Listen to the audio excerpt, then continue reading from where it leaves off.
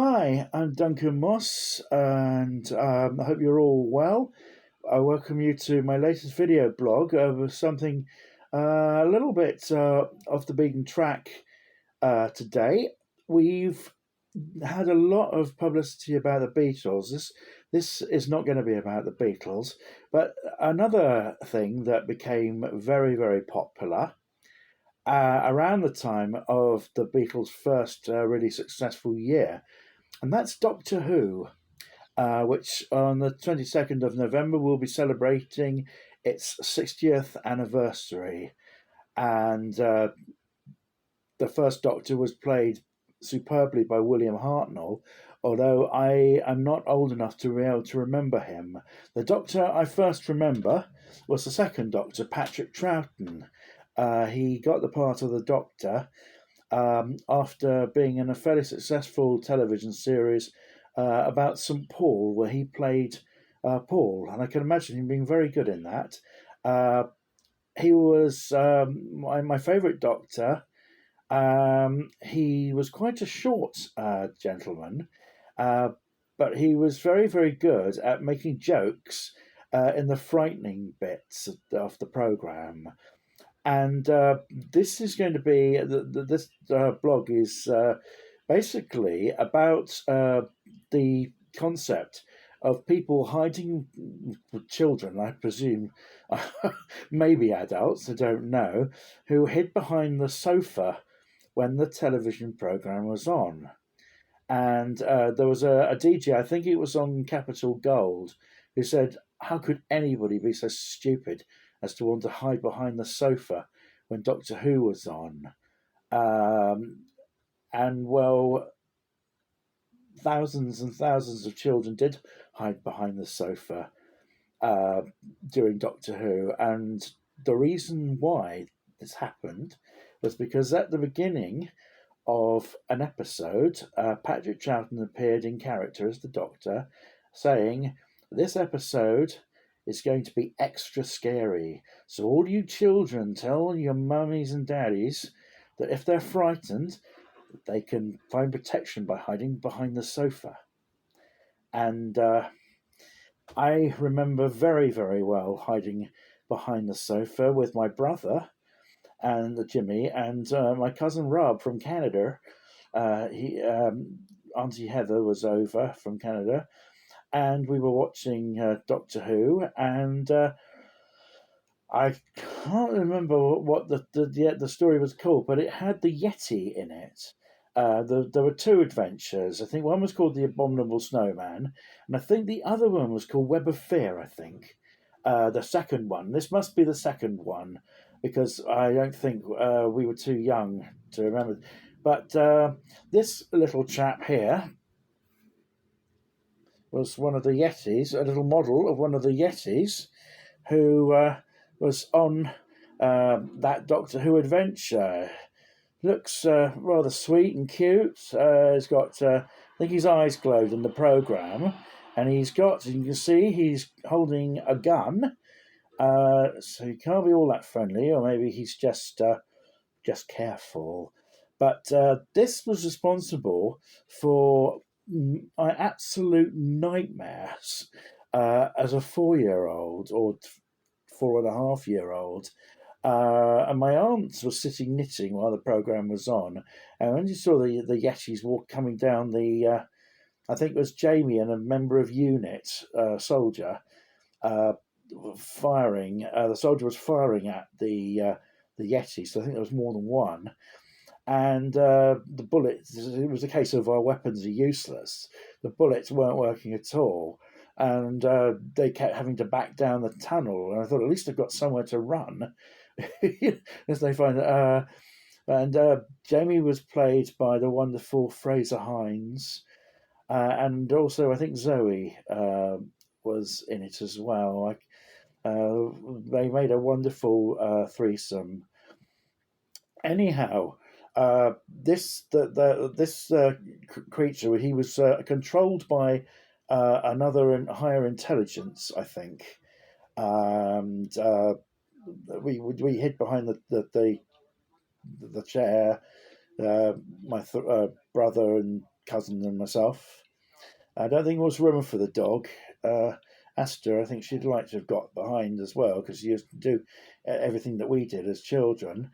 And my aunt was saying, "Oh, they're rather sweet. They're like little trolls." And I do remember that they moved their arms around in a uh, uh, quite menacing way, and they always seem to be getting towards you on the TV. And I remember one just after the Magic Roundabout, I think, before the evening news, there was this commotion in the lounge because they put a trailer on for an episode with the Yeti in, and I remember my brother and I stood shooting out the room, because we were really terrified. And this was, just after a children's program. Uh, I Doctor Who has often been dubbed as a children's program, and when I worked for the British Board of Film Classification, I'll put him down now because he's quite heavy. I think he needs to go on a diet. Oh, you think you can't see him? Just remember this. Remember this terrifying character. When I worked at the British Board of Film Classification, one of our vice presidents was Monica Sims, a very, very fine lady who was in charge of children's TV for the BBC from 1967 to 1978. And I asked her at the Christmas dinner, Miss Sims, was Doctor Who a children's program? And she said, no, no, no. It was done by the drama department, and she said it was the press that dubbed it as a children's program. And what happened was when Miss Sims was head of children's TV at the BBC, she wanted to try and get a few dramas made for children's TV. So she asked the drama department for help, and I think there was a few swashbucklers amongst the other children's fare with good, clean heroes, and but she was a very, very interesting lady and very, very nice as well. And of course, you got to remember that this was 1967, 1968, black and white TV, so no one was seeing it in colour. It wasn't made in colour, but black and white always helps to make things a bit scary, and it works for frightening scenes very, very well. You could. This is the colour edition.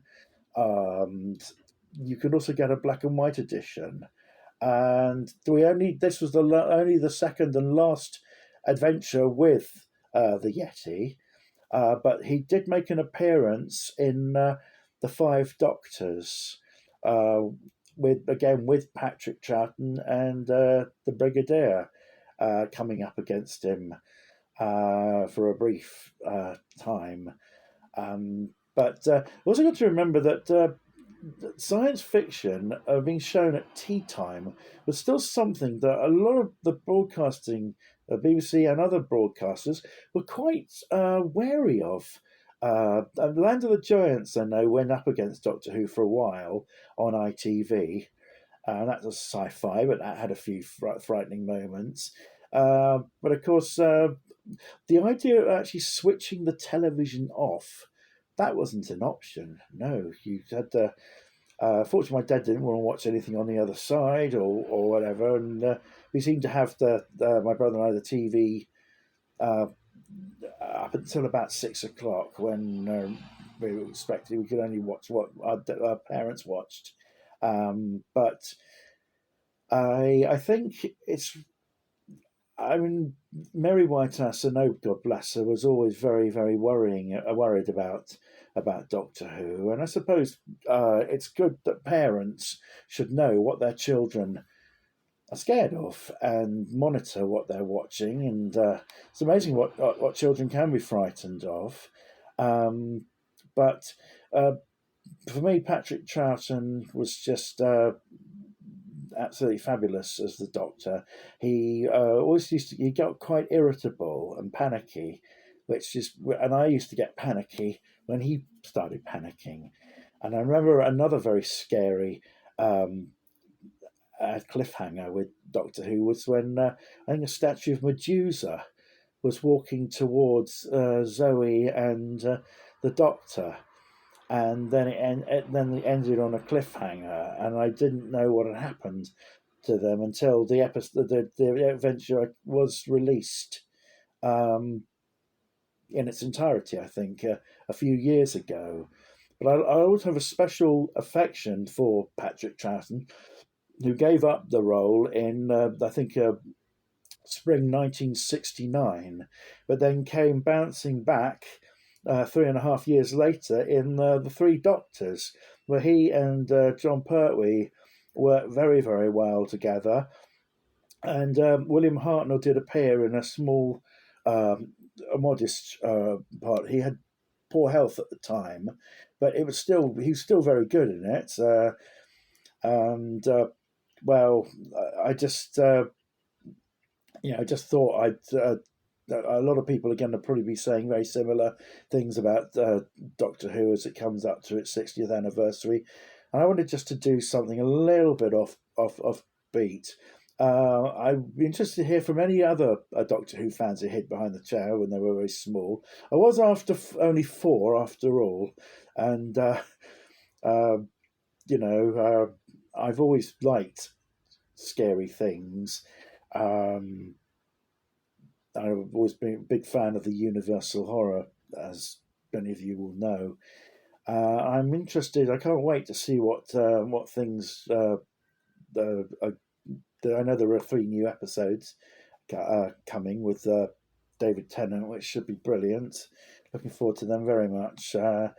And lots of lovely merchandise. I don't think he's making an appearance again, although Robert Habert, you could make them, and somebody ought to start manufacturing cuddly ones that you can take to bed or whatever.